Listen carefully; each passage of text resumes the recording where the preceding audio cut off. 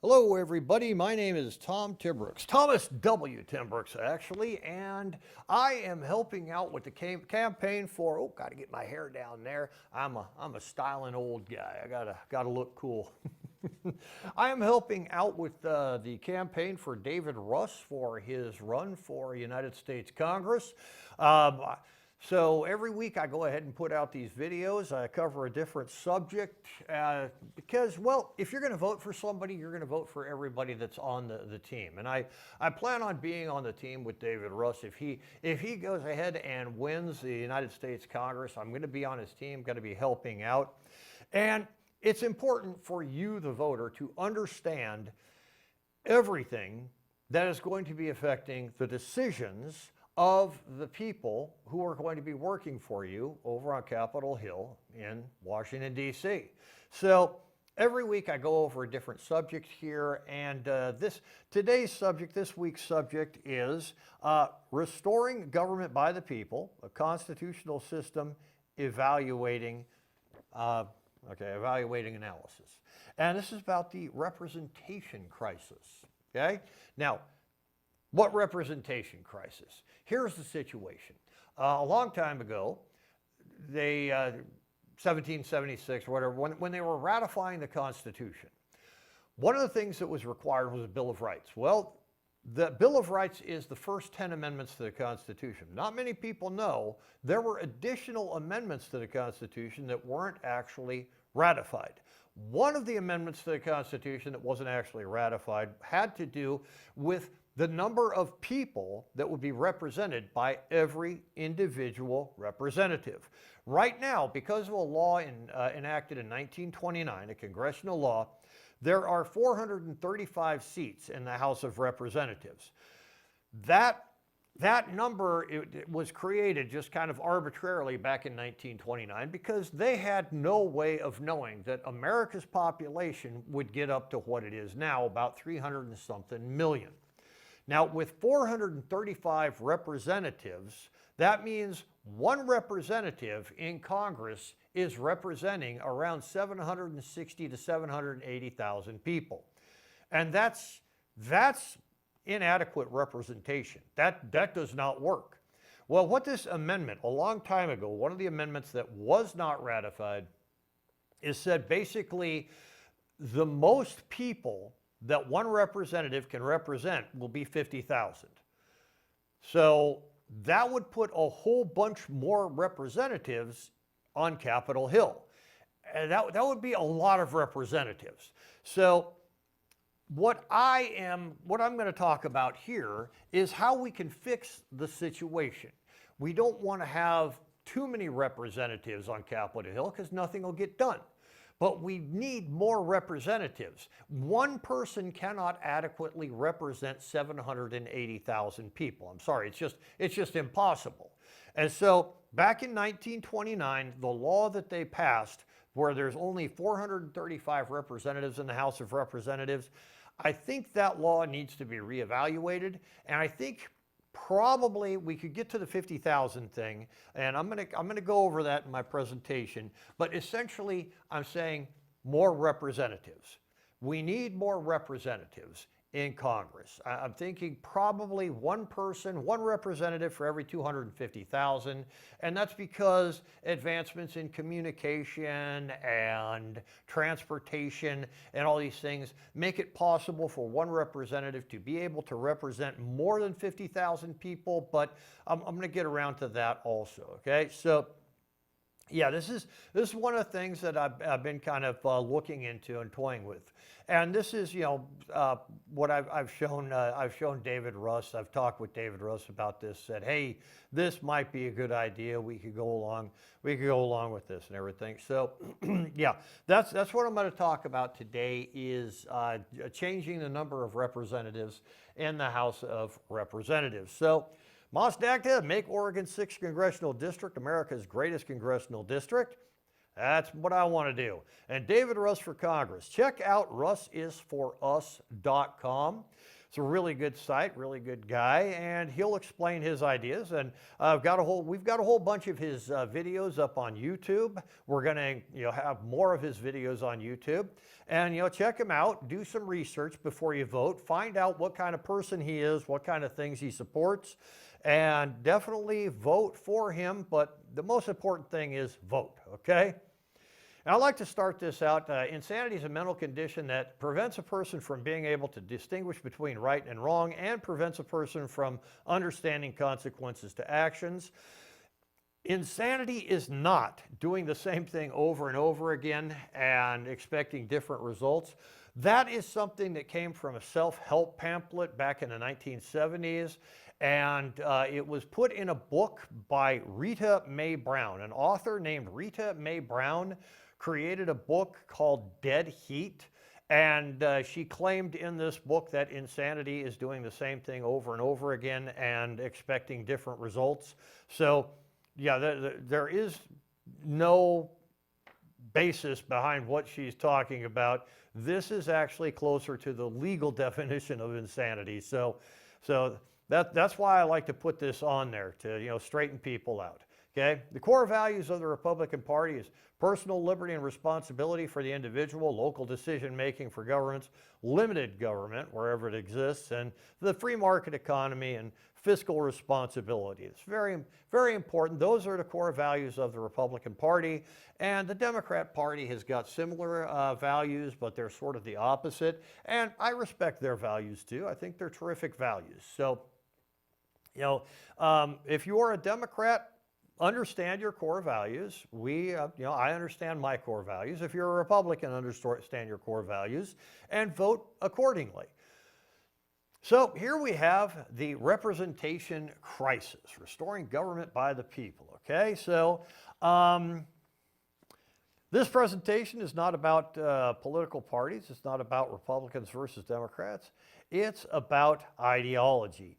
This presentation examines representation itself. The House of Representatives was created for a specific purpose. The founders designed it to be the voice of the people within the federal government. Over time, however, the population of the United States has increased dramatically, while the number of representatives has remained largely unchanged. As an engineer, I tend to approach problems differently than many political commentators. Rather than asking who is to blame, I first ask whether the system is operating within its intended design limits. Tonight, we will examine representative government through the lenses of constitutional design, systems engineering, communication theory, and organizational structure. By the end of this presentation, I hope to demonstrate that America may be facing a representation crisis and that practical solutions exist to address it. The representative government is the foundation of the republic. Every law passed by Congress affects the lives of American citizens. Those laws influence our economy, our rights, our opportunities, our security, and our future. In a representative republic, citizens do not vote directly on every law. Instead, they elect representatives who act on their behalf. The legitimacy of the entire federal government depends upon the belief that elected officials genuinely represent the people who elected them. If citizens believe their voices are being heard, they are more likely to trust government institutions. If citizens believe their concerns are ignored, confidence in government begins to decline. Representation is therefore not a minor administrative detail. Representation is the mechanism through which consent of the government becomes reality. Without representation, a republic ceases to function as intended. The Constitution clearly establishes the purpose of the House of Representatives. The Senate was originally designed to represent the states. The House was designed to represent the people. The distinction is important. The House serves as the citizens' direct connection to federal government. Members of the House are elected by voters within their districts. Their responsibility is to understand local concerns, identify community needs, and bring those concerns efforts into the national legislative process. The House was intended to be the governmental institution closest to the people. The closer representatives remain to the people, the more accurately government reflects public needs and priorities. This was one of the founders' central design objectives. The question we must ask is whether the current structure still achieves that objective.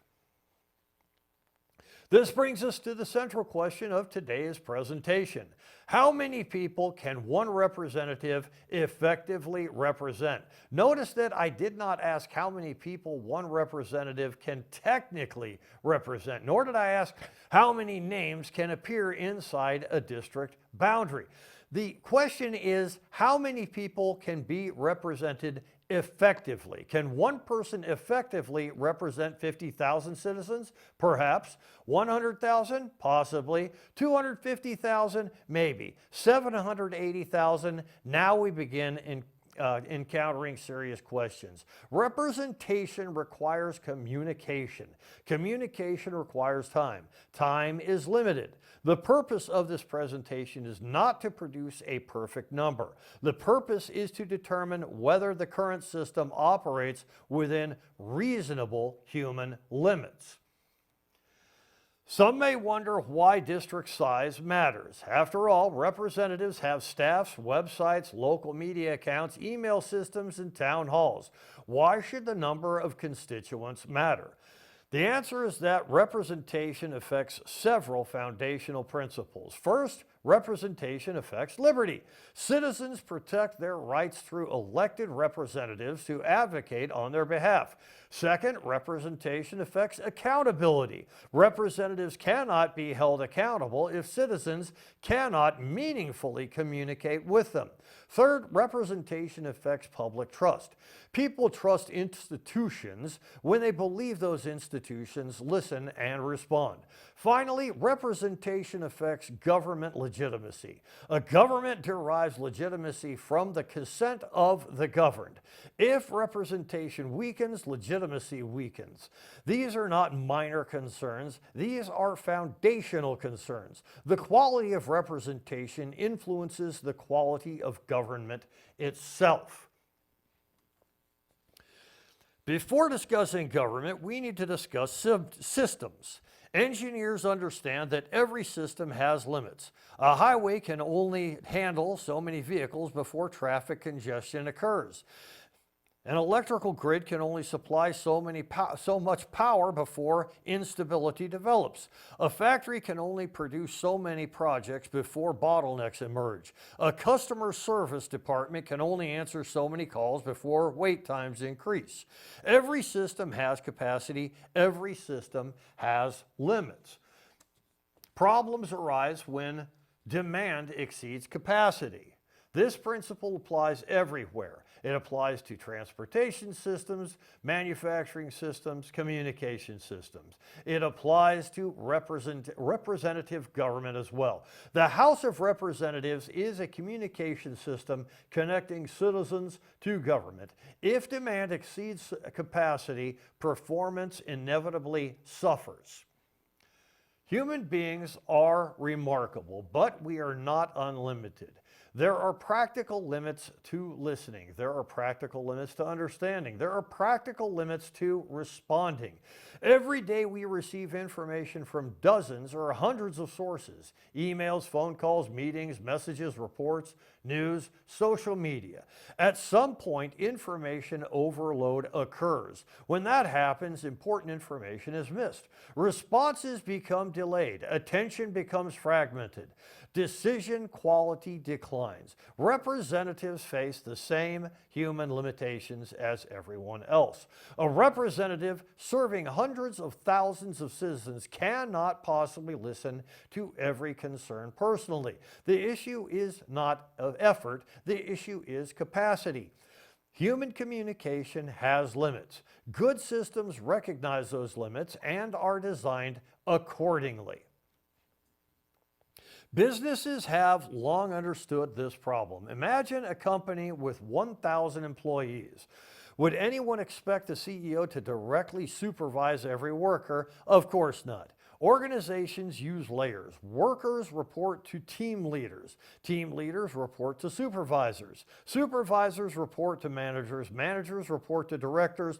Directors report to executives. Why? Because one person cannot supervise everyone. This principle is known as span of control. Every leader can effectively manage only a certain number of people. Beyond that point, communication deteriorates and effectiveness declines. Organizations that ignore a span of control become inefficient and chaotic. Organizations that respect span of control remain effective as they grow. The challenge facing representative government may be very similar. The military provides another excellent example. The United States military manages millions of personnel and vast amounts of equipment around the world. How does it accomplish this? Through structure. Orders flow downward, information flows upward. Each level of command has clearly defined responsibilities. Commanders do not directly supervise every soldier. Instead, the military uses layers of leadership: squads, platoons, companies, battalions, brigades, divisions, corps, and commands. This structure allows the military to scale effectively. Without structure, confusion would replace coordination. The military understands that growth requires organization. The larger the system becomes, the more important structure becomes. Representative government faces a similar scaling challenge. This brings us back to engineering. Whenever workload exceeds capacity, predictable outcomes occur. Quality declines, errors increase, communication suffers. These are not political observations, they are engineering realities. If a machine is overloaded, quality suffers. If a supervisor is overloaded, mistakes increase. If a communication network is overloaded, information gets lost. The question we must begin asking is whether representatives have become overloaded as well. Has population growth increased the workload beyond reasonable limits? Has representation become a capacity problem? If so, then the solution is not political. The solution is structural. In the next section, we will examine how representation has changed since the founding of the nation and determine whether the House of Representatives has expanded at the same rate as the population it was designed to serve. So, now that we understand the concept of capacity, let's look at the numbers. When the first Congress convened following ratification of the Constitution, the population of the United States was approximately 4 million people. The House of Representatives initially contained 65 members. That meant each representative served roughly 62,000 citizens. Think about that number for a moment.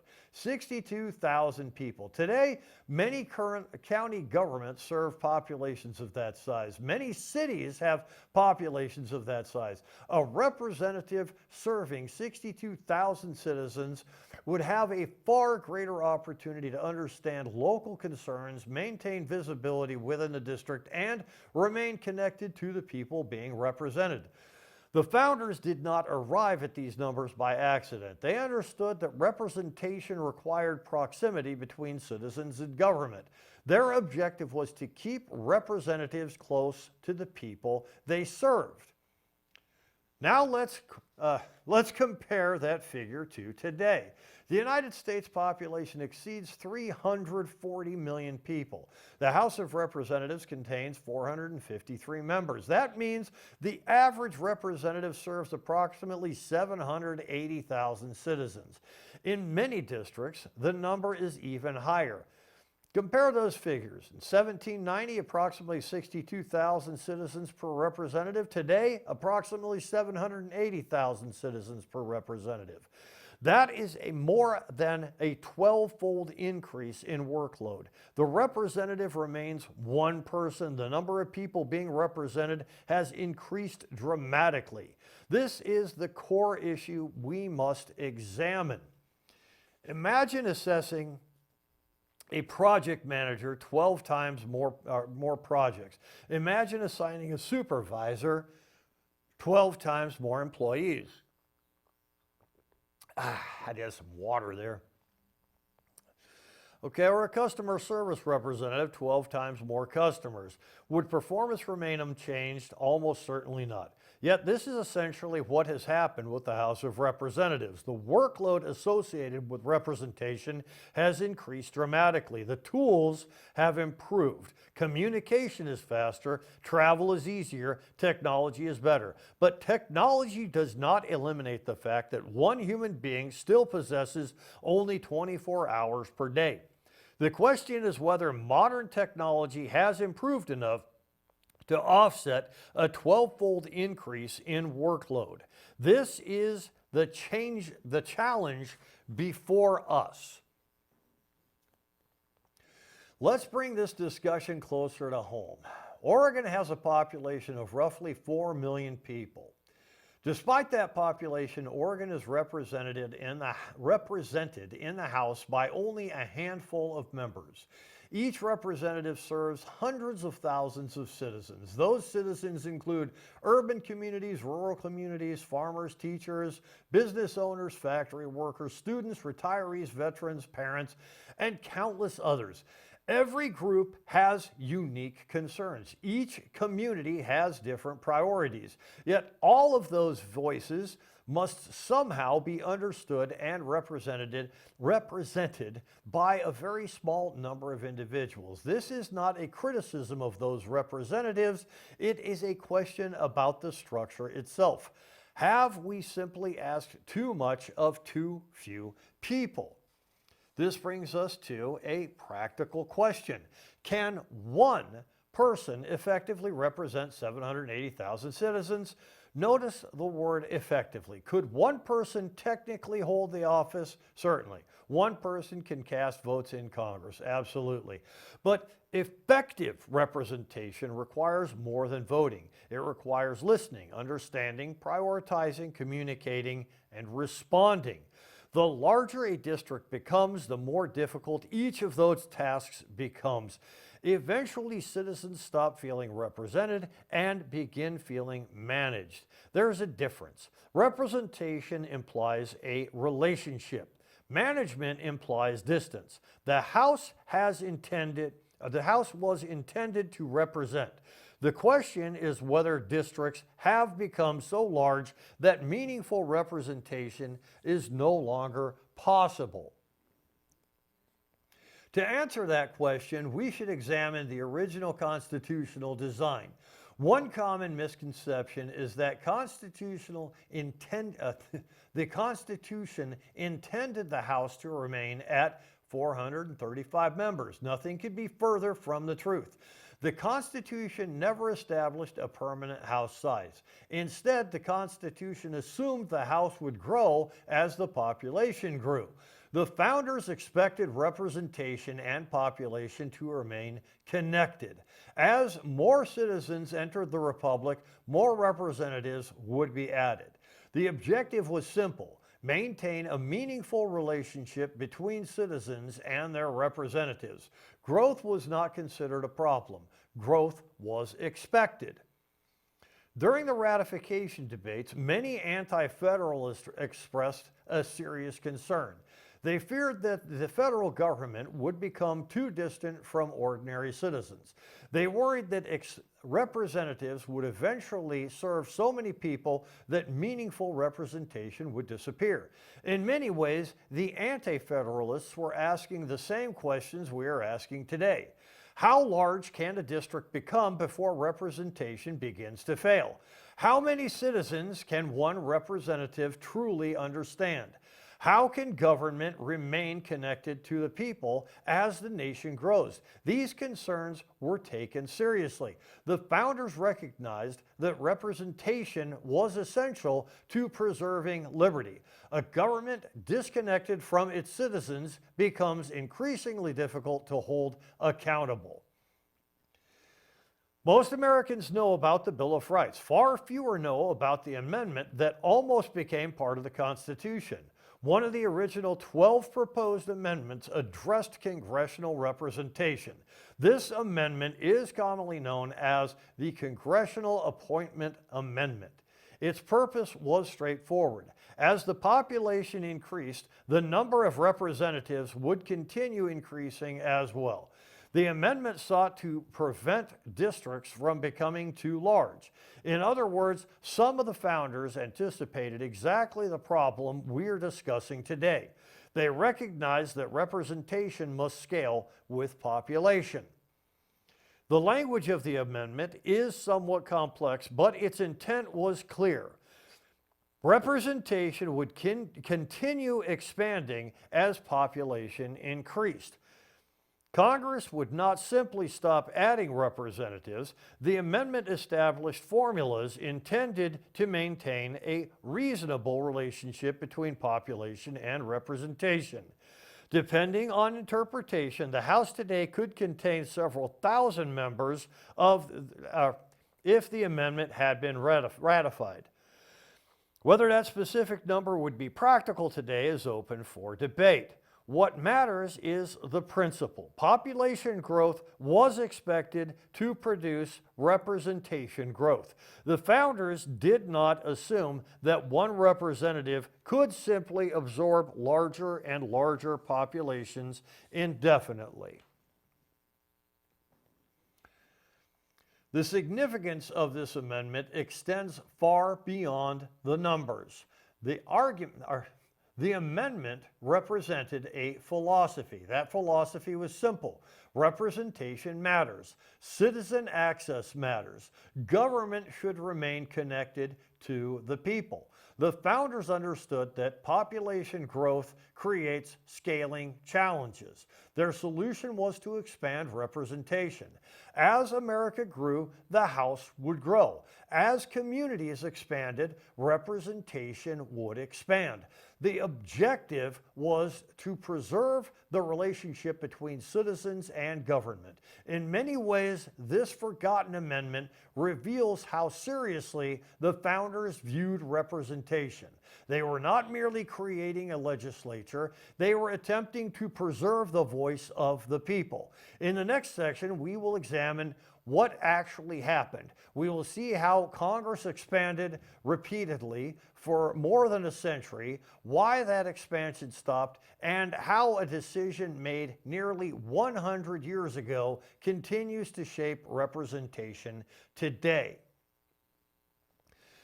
Having examined what the founders intended, let's look at what actually happened. For more than a century, Congress largely followed the original concept. As the population increased, the House increased. Every census resulted in a reevaluation of representation. Additional representatives were added, additional districts were created. The House expanded because lawmakers understood that a growing nation required growing representation. No one viewed expansion as unusual. It was considered a natural consequence of population growth. If more citizens entered the republic, more representatives would be needed to represent them. The relationship between population and representation remained largely intact. For over 100 years, Congress acted as though representation should grow with the nation. During the 19th century, America experienced extraordinary growth. The nation expanded westward. New territories became states. Railroads connected distant regions. Immigration increased. Industry transformed the economy. Cities emerged where wilderness once existed. The population exploded. The challenges facing the nation became more complex. The diversity of communities increased. Agricultural regions, industrial centers, mining towns, port cities, and frontier settlements all required representation. Congress responded by expanding the House. The underlying assumption remained unchanged. More people required more representation. The system scaled with the population it served. As we examine the historical numbers, a clear pattern emerges. The House grew from 105 representatives to 141, 181, up to 386, and finally 435. The trend is unmistakable. For more than a century, Congress repeatedly increased representation. The House was never intended to remain fixed. It was expected to evolve alongside the nation. Each increase reflected a recognition that representation must keep pace with population growth. The historical record shows that expansion was the rule, not the exception. This trend continued decade after decade. Population increased, representation increased, population increased, representation increased. The pattern was remarkably consistent. From a system engineering perspective, Congress was adding capacity as demand increased. The system was scaling. When the workload grew, additional representatives were added to absorb that workload. This is exactly how engineers addressed capacity changes. We do not continue increasing demand indefinitely while refusing to increase capacity. Eventually, performance suffers. For more than a century, Congress appeared to understand this principle. Then the pattern suddenly stopped. The turning point arrived following the 1920 census. The United States was changing. Rapid urbanization was transforming the nation.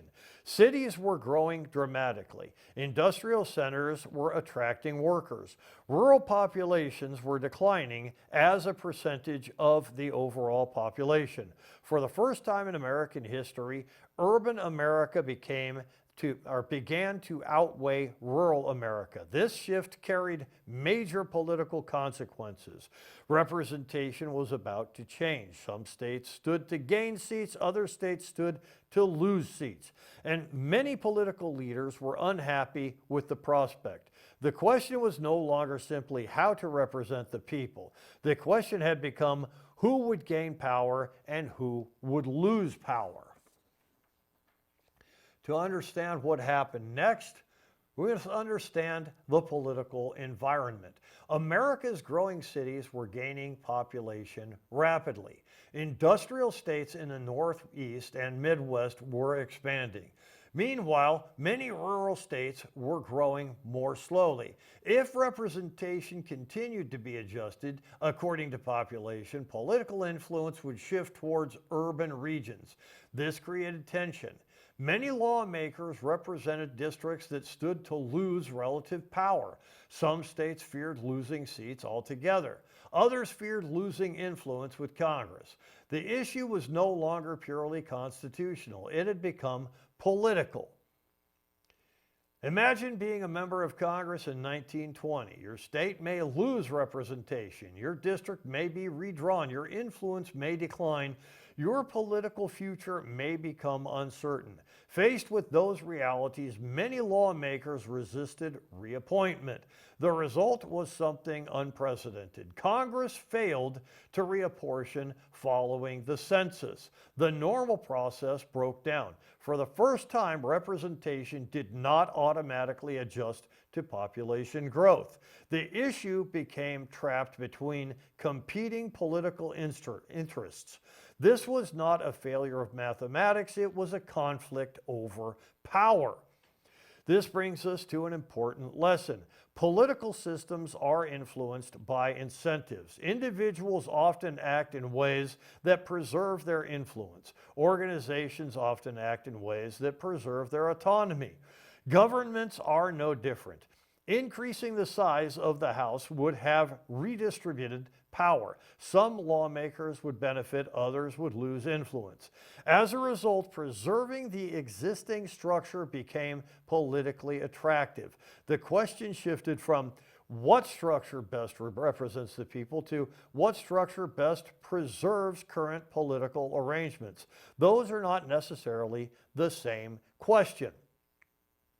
The solution Congress ultimately adopted was the Reapportionment Act of 1929.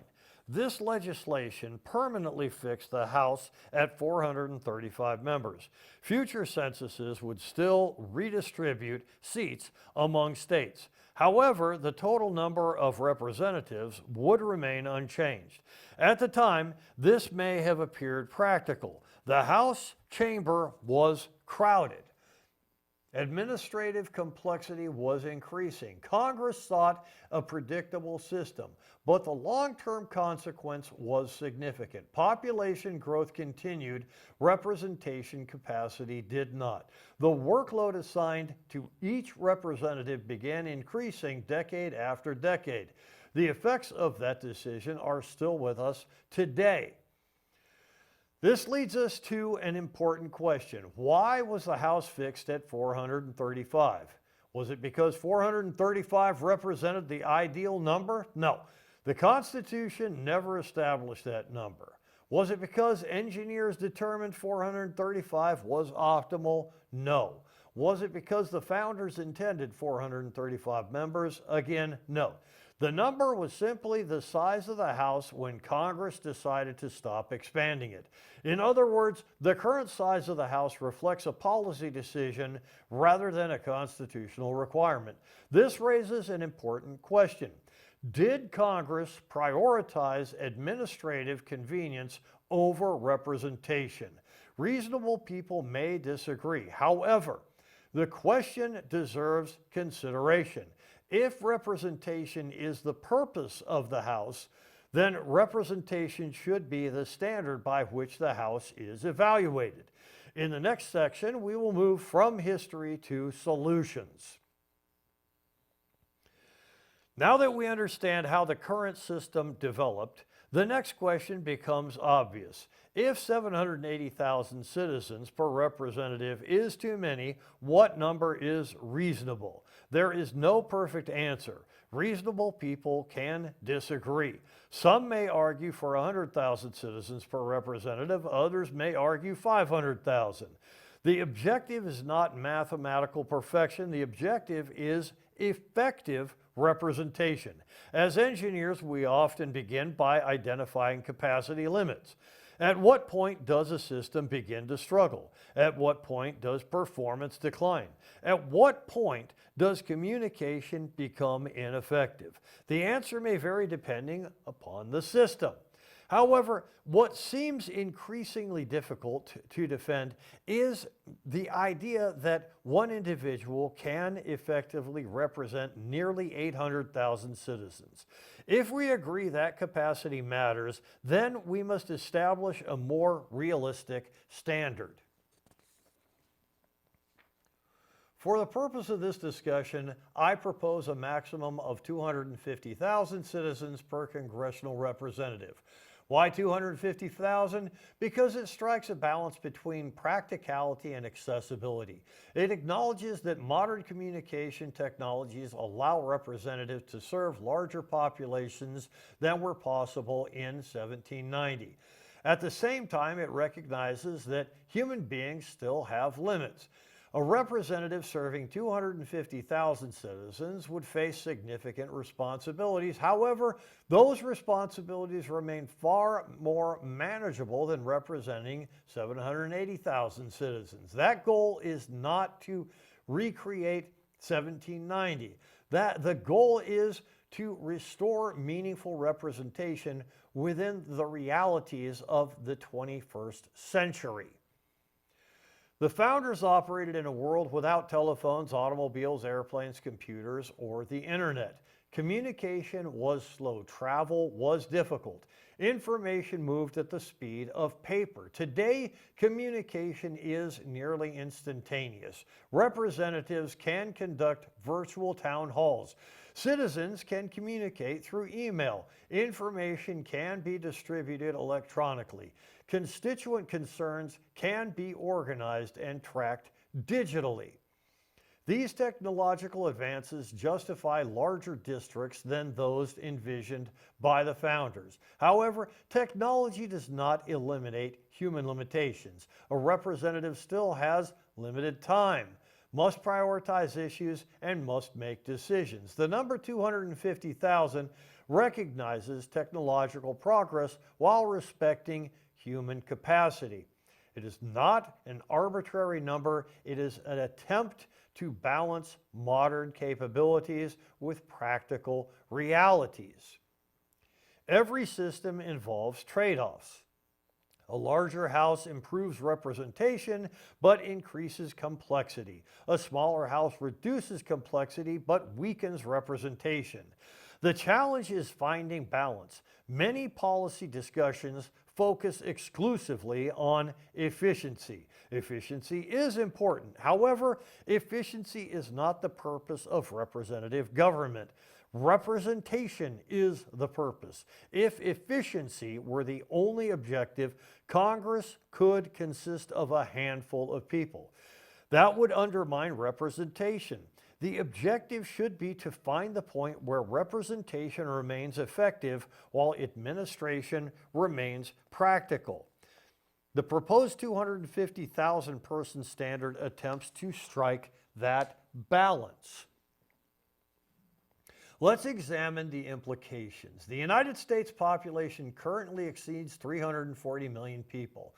If we divide that population by 250,000 citizens per representative, we arrive at approximately 1,360 representatives. At first glance, that number may sound large. However, consider the alternative. The current House serves 340 million people with only 435 representatives. Each representative carries an enormous workload. Increasing the House to approximately 1,360 members would significantly improve representation while remaining manageable within a modern legislative system, compared to thousands of representatives that might exist under some interpretations of the original Congressional Apportionment Amendment. 1,360 is actually a moderate proposal. Most importantly, it dramatically reduces the number of citizens each representative must serve. Even with districts capped at 250,000 citizens, another challenge remains. How can representatives remain closely connected to every community within their district? The answer may lie within a second layer of representation. Large organizations rarely rely on a single layer of communication. Instead, they use structured information networks. Businesses use supervisors, the military uses chain of command structures, government can do the same. Under this proposal, congressional representatives would be supported by local representatives serving smaller populations within the district. These local representatives would act as communication links between citizens and Congress. Under this concept, each local representative would serve approximately 50,000 citizens. Their purpose would not be to replace the congressional representative. Their purpose would be to strengthen communication. Local representatives would conduct community hearings, concerns, emerging issues, and provide feedback to the congressional representative and improve responsiveness. Citizens would have more direct access to someone familiar with their community. The congressional representative would receive more organized and meaningful information. Everyone benefits. Let's examine how the system would function. If a congressional district contained fewer than 50,000 citizens, no lower representative would be required. The congressional representative would communicate directly with the population. At this scale, direct representation remains practical. The workload remains manageable. No additional layer is necessary. The structure remains simple. The objective is not bureaucracy. The objective is communication. Additional representation should be added only when population growth justifies it. Once population exceeds 50,000 citizens, the district would require at least one local representative. Additional representatives could be added if necessary. At this stage, the congressional representative begins receiving assistance. The local representative serves as a communication channel. Citizens gain increased access. The congressional representative gains better situational awareness. Communication becomes more effective. This approach mirrors structures already used successfully throughout society. As population continues growing, additional local representatives are added. A district containing 100,000 and 150,000 citizens would require at least 2 local representatives. The objective remains unchanged. Keep communication manageable. Keep representation meaningful. Prevent overload before it occurs. This is a key engineering principle. The best systems do not wait until failure occurs. They anticipate growth and add capacity before performance declines. The same principle should apply to representative government. Rather than waiting until representation becomes ineffective, we should design systems capable of scaling with population growth. In the next section, we will continue building this structure, examine how representation scales as population increases.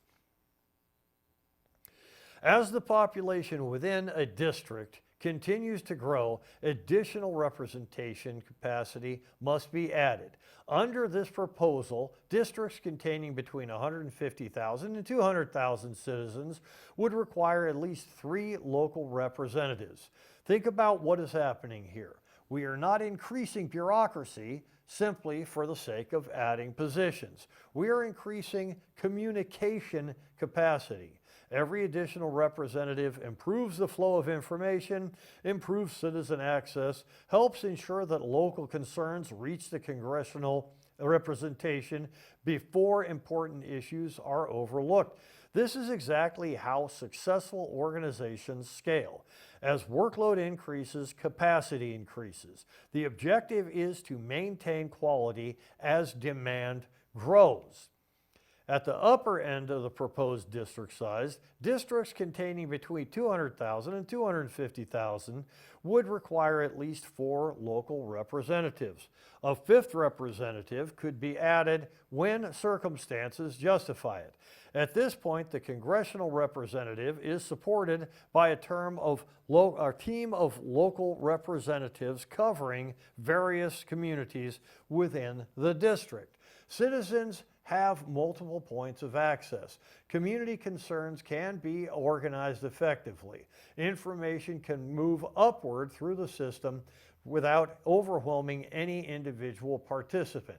Most importantly, the congressional representative remains connected to the people being represented. The larger the district becomes, the more valuable these communication pathways become. The structure allows representation to scale without losing effectiveness. No system should be rigid. Different districts have different needs. A densely populated urban district may require more communication support than a rural district with the same population. A geographically large district may require additional local representatives simply because of distance. Some districts may experience rapid growth. Others may face unique economic or social challenges. For these reasons, additional local representatives should remain optional. The Constitution would establish with minimum requirements. Congressional districts would retain flexibility to exceed those minimums where appropriate. Good engineering establishes standards while preserving flexibility. This proposal follows the same principle. Let's examine the overall structure. Citizens communicate with local representatives. Local representatives communicate with the congressional representative. The congressional representative communicates with Congress. Information flows upward. Accountability flows downward. This structure mirrors successful systems thought society. This structure mirrors successful systems throughout society. It mirrors business organizations, military organizations, manufacturing organizations, emergency response systems. The reason is simple. Complex systems require organized communication. Without structure, information becomes noise. Without structure, information becomes actionable. The purpose of this proposal is not to create distance between citizens and government. The purpose is exactly the opposite. It's to improve communication between citizens and government. One of the first objections people raise is simple. The House would become too large. That concern raises consideration. A House containing approximately 1,360 representatives would certainly be larger than today's House. However, we must ask an important question. Too large for what? Too large to fit inside the current chamber? Perhaps. Too large to function? Not necessarily. The current House chamber is not a constitutional requirement. It's simply a building. The purpose of government is not to fit inside a room. The purpose of government is representation. If representation requires a larger legislative body, then the solution is to accommodate that body rather than artificially restricting representation. The chamber should serve the Constitution. The Constitution should not serve the chamber. Modern technology provides options unavailable to previous generations. Legislators can communicate electronically. Votes can be recorded electronically. Committees can meet virtually. Information can be distributed instantly. The Constitution requires Congress to meet. It does not require Congress to meet inside a specific room. If a larger house requires a larger facility, then a larger facility can be constructed. If hybrid participation improves efficiency, those options can be explored. The challenge is logistical, not constitutional. Throughout history, Americans have repeatedly solved logistical problems. Representation deserves the same commitment to innovation. Another common objection concerns cost. More representatives means additional salaries, offices, staff, and administrative expenses. That observation is true. However, cost alone is rarely the appropriate measure of value. A bridge costs money, a military costs money, courts cost money, infrastructure costs money. The real question is whether the benefits justify the expense. What is the cost of poor representation, of disconnected government, of declining public trust, and of citizens feeling unheard? Those costs are difficult to quantify, but they are very real. Representation is not free. Neither is the absence of representation. As a project manager, I often rely on a concept known as the quality triangle. The quality triangle consists of three elements: time, cost, and scope. Change one and the others respond.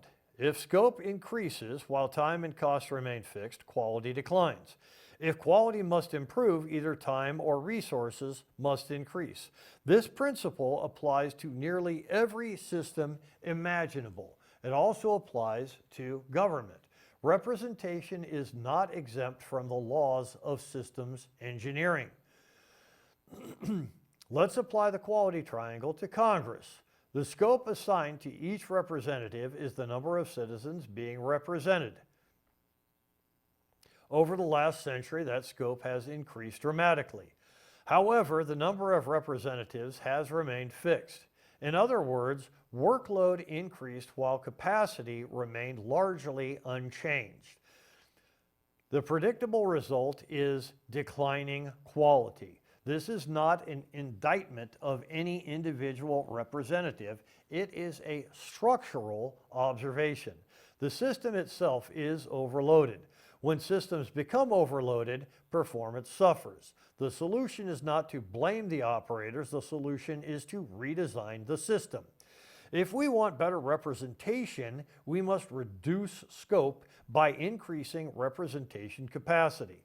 That is the central argument of this presentation.